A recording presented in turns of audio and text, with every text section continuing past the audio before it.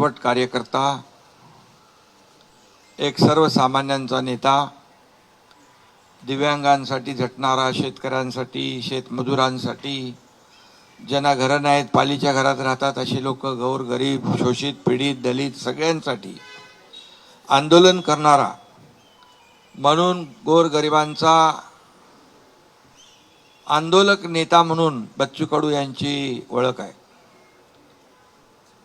त्यांनी आज त्यांच्या असंख्य कार्यकर्त्यांसह, मुंबईतले सर्व प्रमुख पदाधिकारी आहेत, बाहेरचे कोणीच नाहीत, आता ते मेळावा घेतील. कारण आपण पाहतो की जेव्हा जेव्हा आंदोलन मोर्चे निघाले तेव्हा ती ताकदही पाहिली.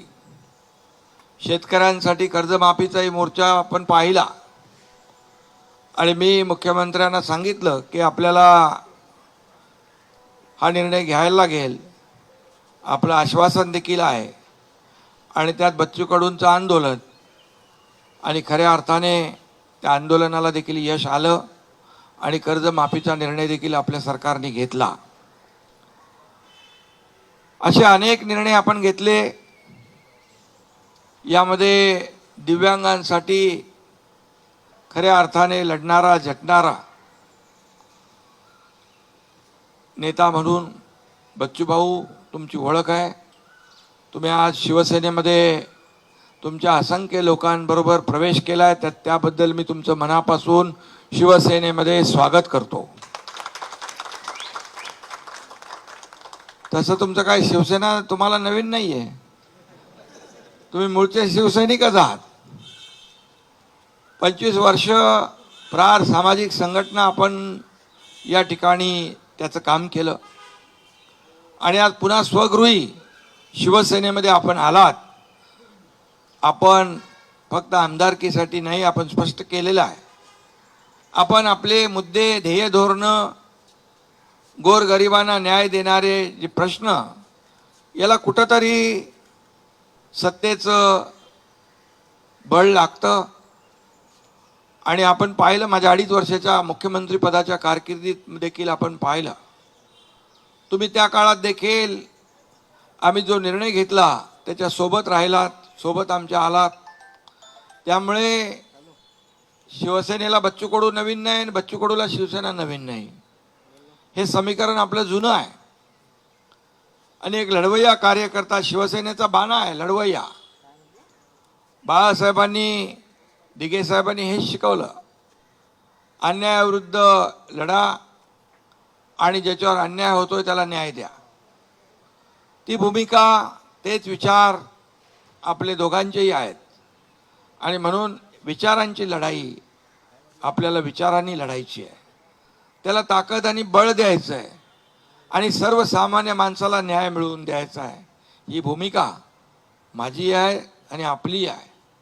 आता दोन्ही लोकांच्या भूमिका एकच असल्यावर सर्वसामान्य माणसाला न्याय मिळण्याचा जो मार्ग आहे तो प्रशस्त होतो. आज मी टीव्हीवर अनेक लोकांच्या बाईट तुमच्याबद्दल पाहिल्या, दिव्यांगांच्याही पाहिल्या, तुमच्या कार्यकर्त्यांच्या पाहिल्या.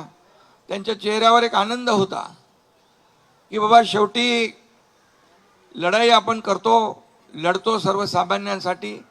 त्याच्या पाठीशी राजकीय ताकद देखील आवश्यक असते. आणि म्हणून आज आपण शिवसेनेमध्ये प्रवेश केलाय. राजकीय जे काही लढाई आहे, शिवसेना वाढवण्याचं काम संपूर्ण महाराष्ट्रामध्ये ज्या ज्या ठिकाणी आपल्याला करता येईल ते आपण करणार आहात. त्याचबरोबर एक प्रहार, जी सामाजिक संघटन आपलं आहे, ते सामाजिक संघटन आहे आणि ते देखील आपल्या शिवसेनेसोबत जोडतोय आपण.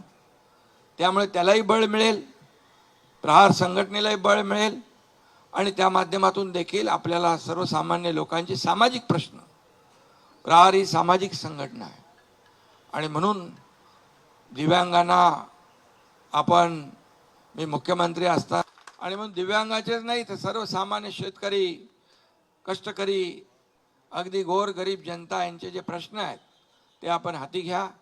एकनाथ शिंदे आपल्या पाठीशी खंबीरपणे उभा आहे. आपल्याला माहीत आहे, मी एकदा कमिटमेंट केली की कमिटमेंट माझी कमिटमेंट असते. डायलॉग आज डायलॉग काय सांगत नाही मी, पण आपल्याला माहीत आहे राजकारणामध्ये शब्द देणं आणि पाळणं हे महत्त्वाचं असतं. आणि म्हणूनच या राज्यामध्ये अल्पावधीमध्ये कमी कालावधीत महाराष्ट्राच्या कानाकोपऱ्यामध्ये चांदा ते बांदा शिवसेना पोचवण्याचं काम तुमच्या एकनाथ शिंदेने केलं, याचा अभिमान मला आहे, आनंद आहे. आणि आता बच्चूभाऊ सोबत आले, त्यांची टीम सोबत आली आहे.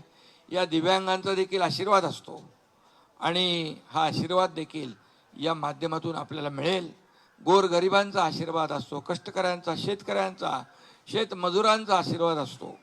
तो देखील या ठिकाणी आपल्याला पुढच्या वाटचालीमध्ये कामी येईल अशा प्रकारचा विश्वास व्यक्त करतो. आणि तुम्ही ज्या विश्वासाने आलेला आहात, या विश्वासाला कदापि तडा जाणार नाही ही ग्वाही देखील मी या ठिकाणी आपल्याला देऊ इच्छितो.